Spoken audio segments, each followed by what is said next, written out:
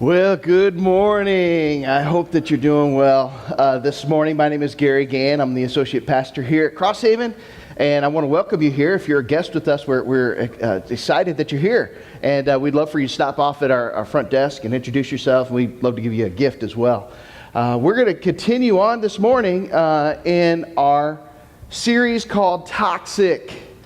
Yes, Toxic. And we actually have something for you this morning.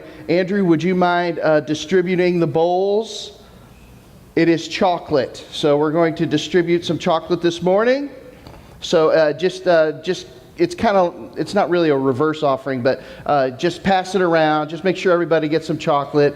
But fair warning, if you're allergic to chocolate, it's chocolate. And also, little caveat, it's dark chocolate. Oh, damn. So there we go. We've already I've already tried to create a controversy because how many of you actually like dark chocolate? Okay, there's several. Very good, very good. How many would prefer milk chocolate? Milk chocolate. You know, I remember whenever I was a kid, and I bet you a lot of you did this, and we're going to have a confession time in just a little bit. But when you were a kid, whenever you looked in your mom's little cabinet for all the spices and stuff, you saw a can or some kind of container that said cocoa on it.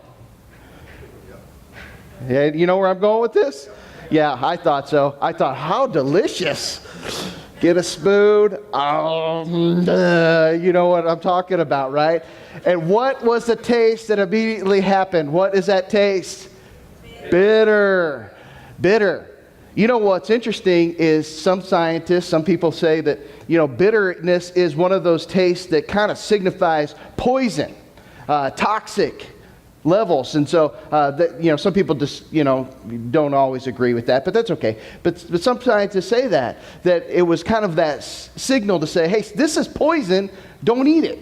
So that, just take that for what it's worth. But also, scientists also say that bitterness is actually an acquired taste. Now, how many of you, the first time you drank that delicious drink that I had a cup of this morning, coffee, how many the first time that you drank a cup of coffee, you said, that is disgusting?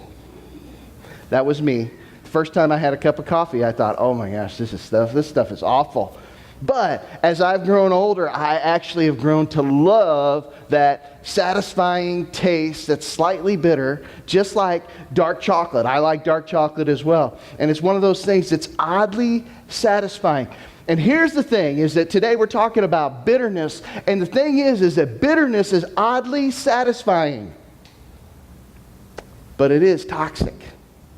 It's one of those things that, if we have it in our soul, if we have it inside of us, it seems to meet a need at some level, but it doesn't quite get there. In fact, it's poisonous to us, and we're going to talk about that today. In fact, I'm going to need you to do a few things, okay? If you have a Bible, I need you to get your Bible. If you have a YouVersion, I'm going to need you to find that, and if you don't have either one of those, you better just pull the restraints in your seat, because we're going to cover 6 chapters of 2 Samuel this morning. So are you ready for this? Yes.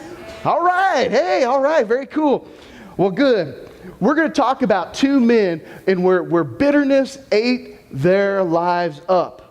They just were consumed by bitterness. And so we're going to take a look at this and see this example. And it's a crazy, crazy story, because what we have is 2 men in the reign of David, and they actually conspired together to get David out, to dethrone the king David. And so we're going to read about them. They're 2 men. One's named Absalom, and one's name is Ahithophel. Yeah. Hey, by the way, you're just going to have to forgive me on some of these names. I did practice about 25 minutes on just names this morning, but I'm going to get a few wrong, okay? So we're just going to roll with it. Okay, during the reign of David. So here we go. We're going to buzz through this story because it's going to take a little bit while. So just ready? Here we go. We're going to start in 2 Samuel chapter 15, verse 12. While Absalom was offering the sacrifices, he sent for Ahithophel, There you go. Ahithophel. No, I can't say it more than once. I got to just keep going. And one of David's counselors who lived in Gaul. Soon, many of his others also joined Absalom, and the conspiracy gained momentum. A messenger soon arrived in Jerusalem to tell David, "All Israel has joined Absalom in this conspiracy against you. Then we must flee at once, or it will be too late." So, here we have Absalom, and we have this Ahithophel, all right?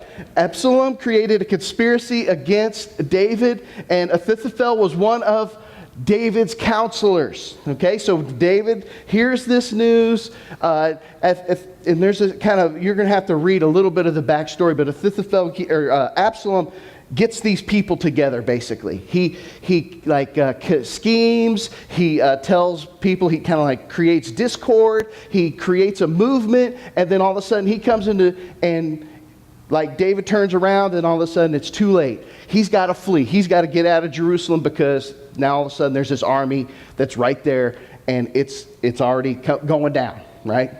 It's happening. So David has to flee. 2 Samuel 15:31. When someone told David that his advisor Ahithophel was now backing Absalom, David prayed, "O Lord, let Ahithophel give Absalom foolish advice."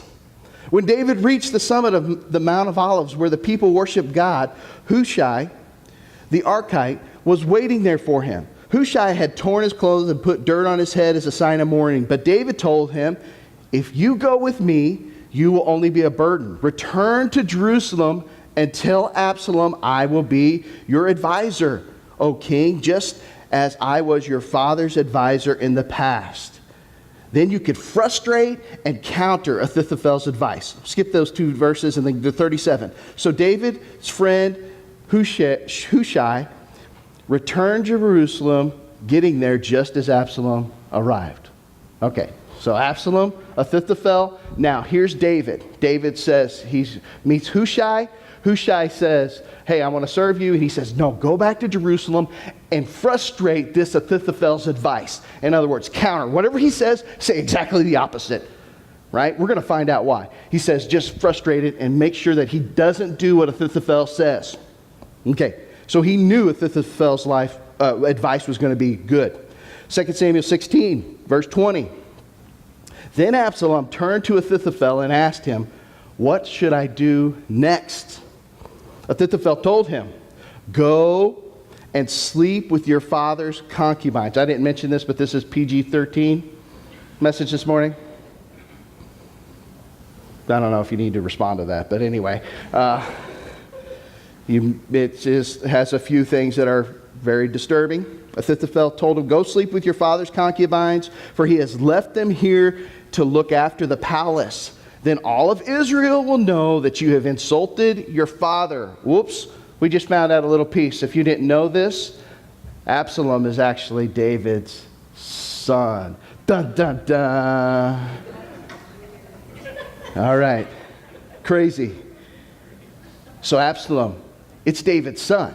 He's the one doing this rebellion. Okay, we'll keep going. All right, so he insulted your father beyond hope of reconciliation, and they will throw their support to you.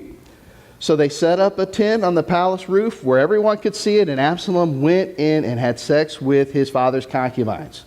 Crazy. 23.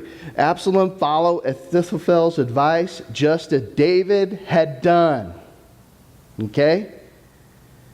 For every word Ahithophel spoke seemed as wise as though it had come directly from the mouth of God. Man, that's a pretty strong statement. So here we have this guy, and this case is building of this Ahithophel the guy that, you know why nobody preaches on this, because they don't want to say this name 100 times, right? His advice is so wise. It's like it's coming directly from the mouth of God. And so, Absalom asked him this, and his advice was, hey, listen, you need to humiliate your dad. You need to just make sure and shame him. Make him look like a fool, So here, do this. And so that's what he does. And then it says that his advice was like it was coming from the mouth of God. And you know what? Here's what's interesting. Is when you do some research, in Psalm, David actually wrote a psalm about, guess who? Ahithophel, right? It's found in Psalm 55, verse 12 through 14. Look at this, what this says. This is crazy. It is not my enemy who taunts me. I could bear that. It's not my foes who so arrogantly insult me. I could have hidden from them. Instead, it is you, my equal, my companion, and close friend. What good fellowship we once enjoyed as we walked together to the house of God. Wow. Well, so we see this story. Absalom's son and one of David's best friends are co-conspirators in this rebellion to take over the throne. What is going on? Crazy. Well, let's continue on. 2 Samuel chapter 17 now, verse 1. Now Ahithophel urged Absalom, let me choose 12,000 men to start after David tonight. I will catch up with him while he is weary and discouraged. He and his troops will panic. Then everyone will run away. Then I will kill only the king. Just going to kill David, which is pretty harsh, right?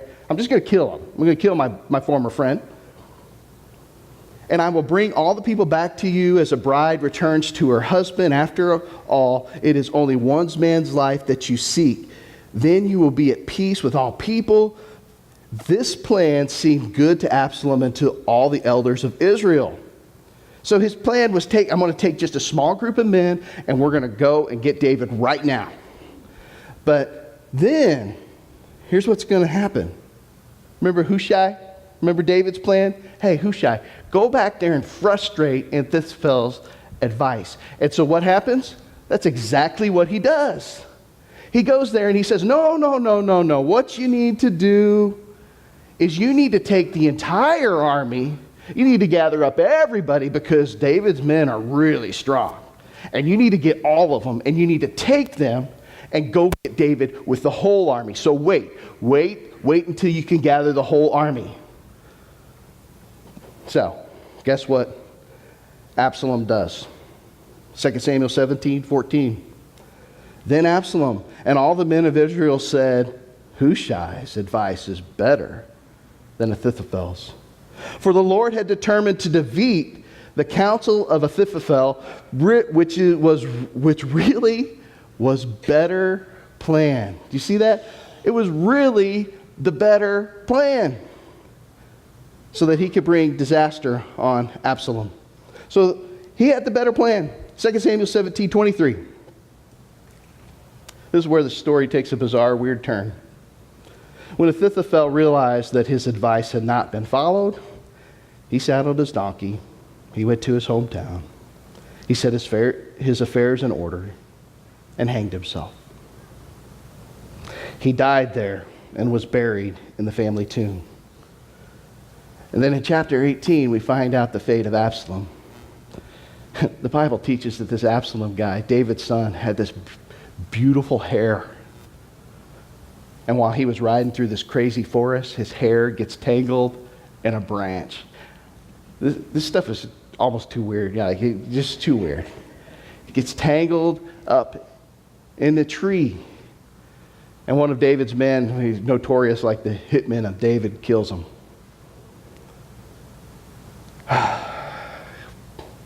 What leads people to do crazy things? What amount of bitterness can lead these two men to go to these extreme lengths to be like, what is going on?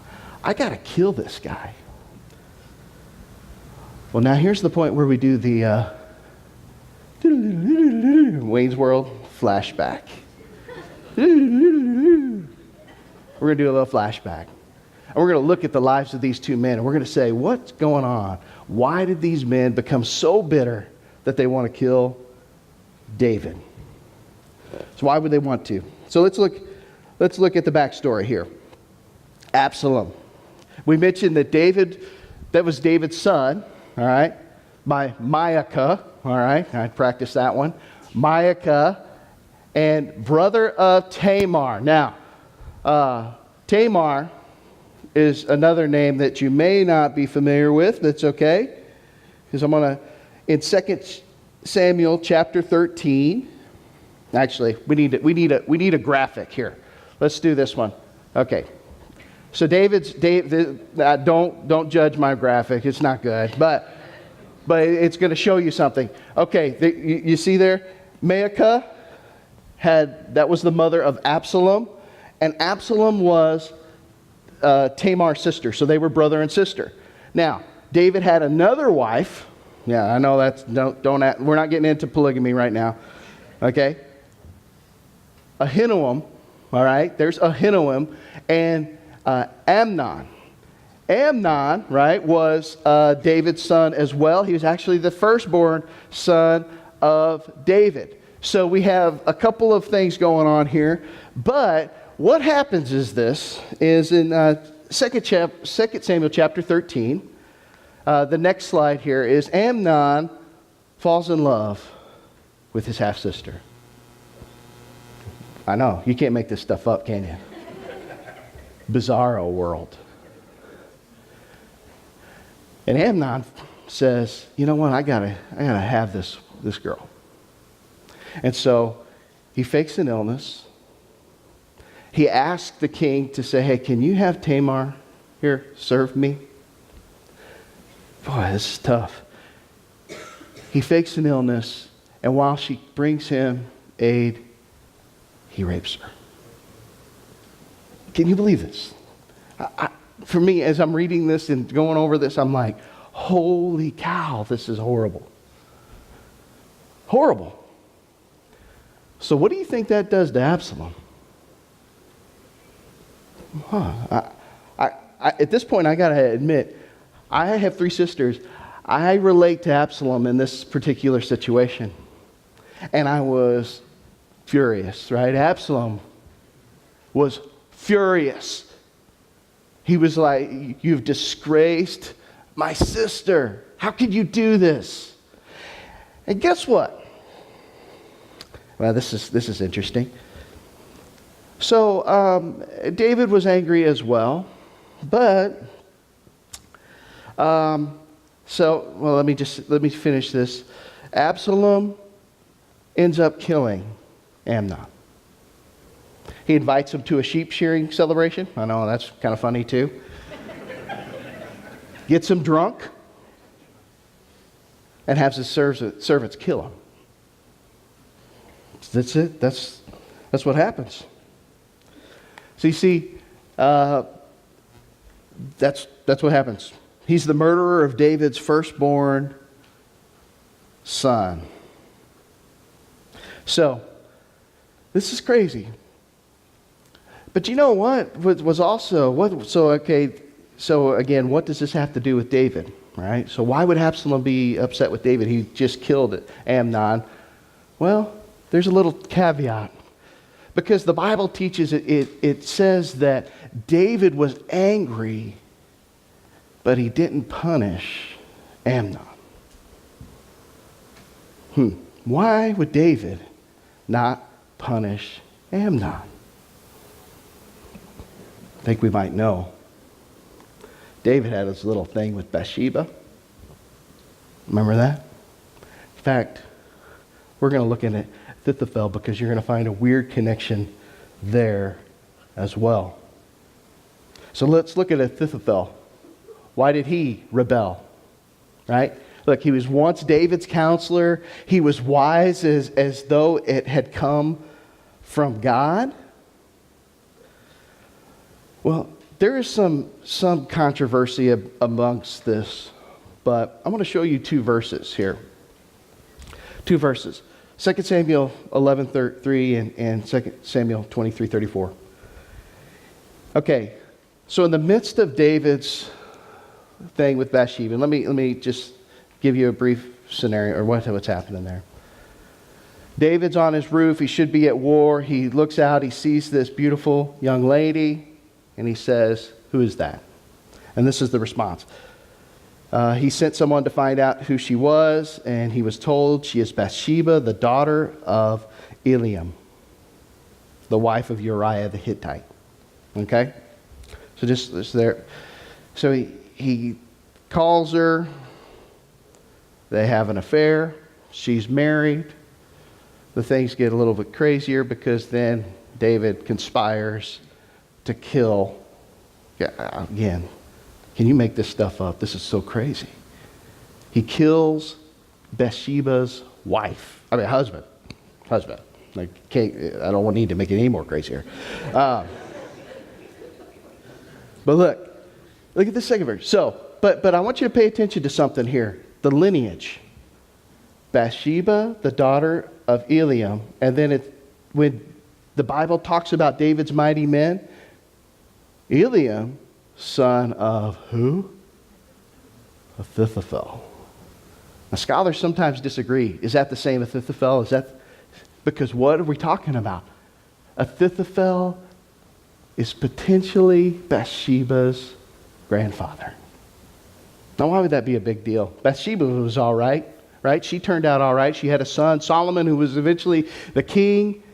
But let's think through this just a little bit. Because in the story of David and Bathsheba, Nathan comes to David and he says, "You've done wrong." And he tells him a story about this little lamb. And this little lamb that the guy put on his lap. And there's a story, and and David is of course convicted, and he repents of his sin. But imagine the story of you have your son, Eliam. And Ahithophel has his son Eliam, and Eliam grows to be one of your friend's mighty men. And as Eliam grows up and he gets married and he has a beautiful daughter, and his daughter is there, and she's growing, and he has a friend then, Uriah, that is also one of the mighty men. And they join together, and Ahithophel is watching his young granddaughter Bathsheba grow. And at some point, there's an illusion here. There's like a picture that maybe that Bathsheba went to the king as a small child and bounced on the knee of the king. And David said, "What a beautiful daughter you have, Eliam, one of my mighty men." And then he goes and he has all these wives and all of these concubines, and he says, "That's the one." I think if my friend, and I'm not a grandparent, I don't know what that's like, but I can understand that if I was in those shoes and I was there, and my so-called friend who had everything that you can imagine looks down and destroys my granddaughter's reputation. In fact, maybe in all of his wisdom, he would even know that one day when we hear the name Bathsheba, we wouldn't think of honor and virtuousness. Maybe Ahithophel thought, "You jerk. You could have had anybody you wanted, but you chose her, and then you destroyed her husband's very life." I don't know about you, but that might have caused a big, giant hurt in my life. And as I tell these two stories, we kind of come back around to where here once was a rebellion. Now we find two men that really have something pretty good. In other words, I think at some level they have a right to be angry. Isn't that weird? So, what do we do with this? We're going to take a look at Hebrews chapter 12, verse 14. Look at what this says. It says, "Work at living in peace with everyone. Work at it living a holy life. For those who are not holy will not see the Lord. Look after each other so that none of you fails to receive the grace of God. Watch out that no poisonous root of bitterness grows up to trouble you, corrupting many. I want to talk about bitterness for just a little bit. Just from this verse here, this last verse, we could see that bitterness is poison. You know, sometimes we get fooled into thinking that bitterness is something bad, that we don't have it, that it's not ours. But do you know what? Bitterness is something that usually has to do with some kind of hurt or injustice.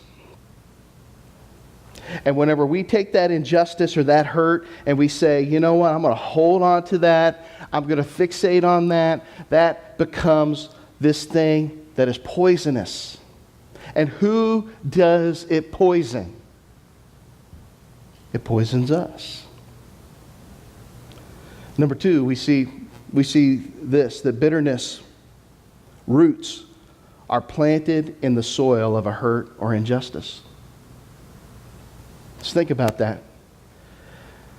When you're hurt and when you recognize and you see an injustice, and you know, this is something that is very relevant to all of us. Because you know what? We look around and I see injustices all the time. I hear of injustices that are going on in your lives, and I say, Lord, that is bad. And you know what? I am genuinely sorry that you are going through the things that you're going through.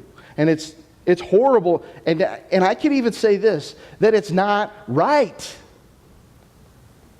And it's an injustice.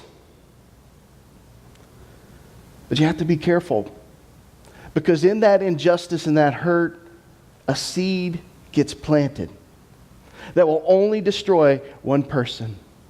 It's you. Number three, we see from that verse that bitterness grows. We see that it grows. So in other words, over time, this root that was once this little seed grows and grows and grows. And there are people in this world that all they can see is their bitterness. And I'm telling you this, but you know it because you've seen it.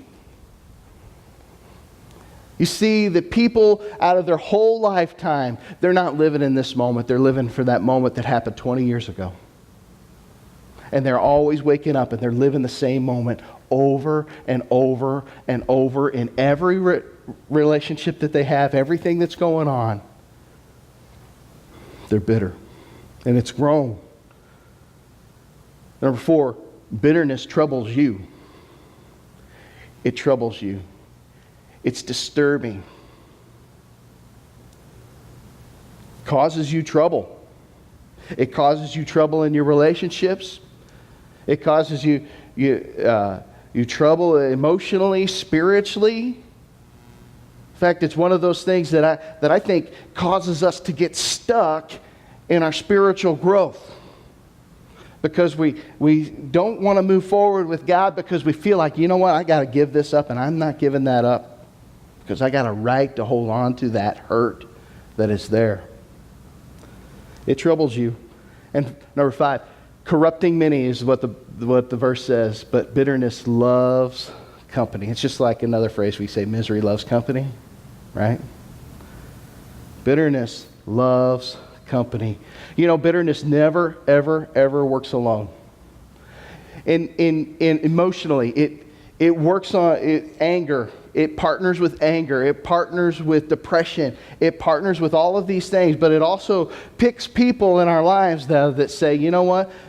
I have something in common with that person. We're both angry, bitter, jealous. It's a difficult thing. Well, what can we do with this?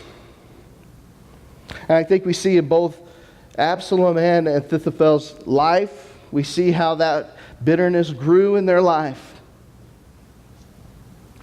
But here's some things that we could do to deal with bitterness.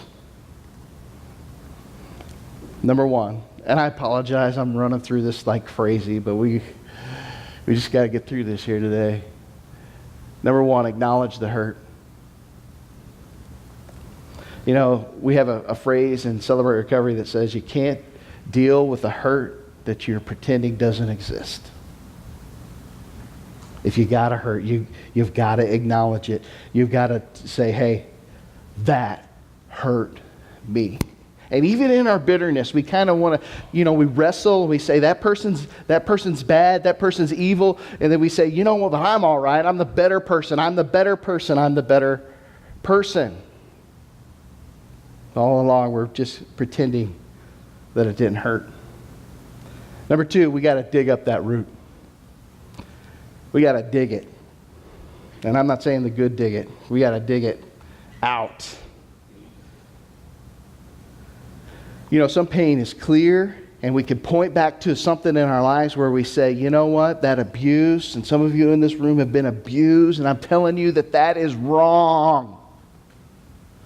I don't even know how, that's what's so troubling for me to preach this message, because abuse is wrong.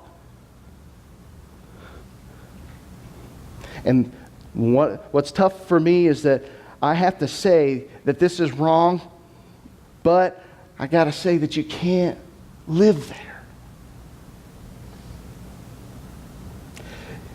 Sometimes it's easy to point back and say, you know what, that's where I was hurt. Other times we have to dig, we have to do some work. We have to commit the time to let God reveal, God, what is going on in my life? What is this root? Jeremy talked about peeling the onion layers. We've got to dig underneath there, and we got to say, what is going on here? I got this hurt, and I need God, you to reveal this to me so that I can deal with it. Number three, you got to reflect on the grace of God which you have received. And that's the previous verse in Hebrews chapter 12. We've got to reflect on the grace of God. What is the grace of God? We actually have talked about that, but it's this idea that despite the sin that you have committed yourself, God loves you. And God has forgiven you. And I think that we always love this concept of God's grace, on how God forgives us. And God, He chooses, to redeem us. And we love that idea. We love this idea that grace, God's grace, means that we are forgiven. But you know what God's grace also means? That you can forgive. Despite the hurt, despite the pain, God's grace, it can empower you. God gives it to us so that we can be forgiven. The Bible talks about this important lesson that you must forgive because God has forgiven you. It's God's grace. Number 4, I've said it already. Forgive and surrender it to God. Forgive and surrender it to God. And we've talked about this before. What does surrender mean? Surrender means wave the white flag to God. Not to the person that hurt you, not to the injustice that's been done. You're not saying, okay, that was all good. I surrender it to you. It's all good that I was abused, and it's all good now. No.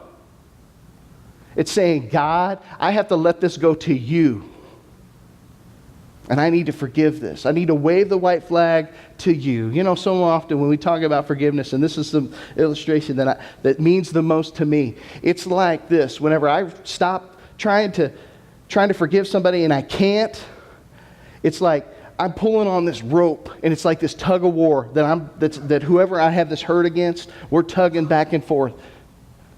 And we're pulling, and I'm pulling, and I'm pulling. And I'm not getting anywhere. And I'm thinking, if I let go of this rope, I'm going to lose. And he's going to win. Or she, or whatever. And then after months and months and months of pulling on this rope, I all of a sudden realize, wait a second, what's going on here? And it's not until I just let go of the rope and I lay it down, I realize that nobody's on the other end of that rope.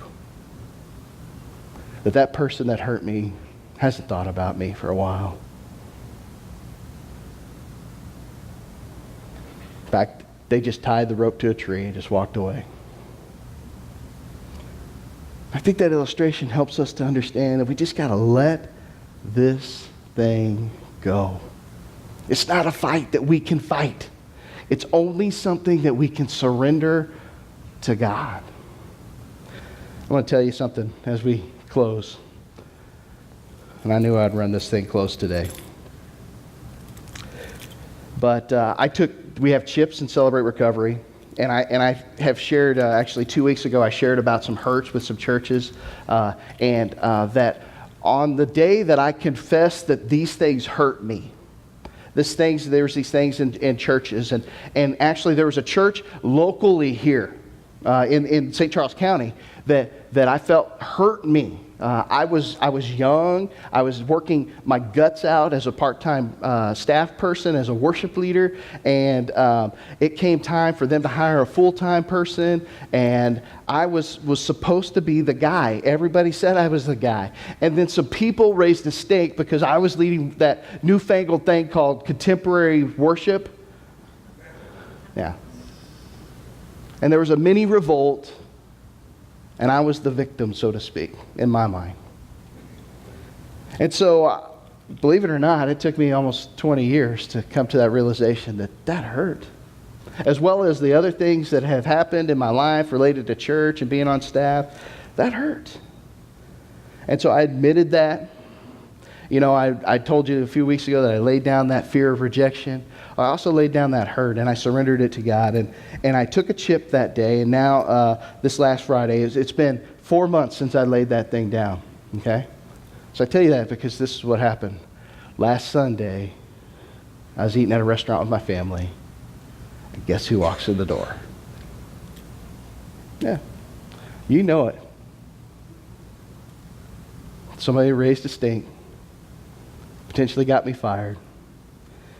And there's a moment of swallow for me, but then I was completely filled with compassion. And I wondered, are they hurt? How's their children doing? And walking away from that thing, I genuinely felt better. And that's the bottom line today. It's because of God's grace. God's grace and forgiveness can turn your bitterness to better. And I'm going to ask you this morning, I'm going to ask you to just lay it down. Whatever it is. And I know that it's tough, and I know that you're struggling with it, and it may be in the heat of battle today. I'm going to ask you, please, I'm going to beg you, don't plant a seed and a root of bitterness. It will only destroy you. Let's pray. God, we come to you today. And God, I ask that you will give us the strength to confront our hurts, to admit them to you, bring them to you, God. I pray that we can reflect on your grace that you have given us, the love that you poured out on the cross. And God, I ask that you will help us to lay this down. God, help us to loosen the grips on this injustice and this hurt, because God, we desire to walk in fellowship with you. We want to walk and we want to let go of this. We don't want this burden to weigh us down anymore. So God, I pray that you'd use these moments, speak to our hearts, and we pray this in Jesus' name. Amen.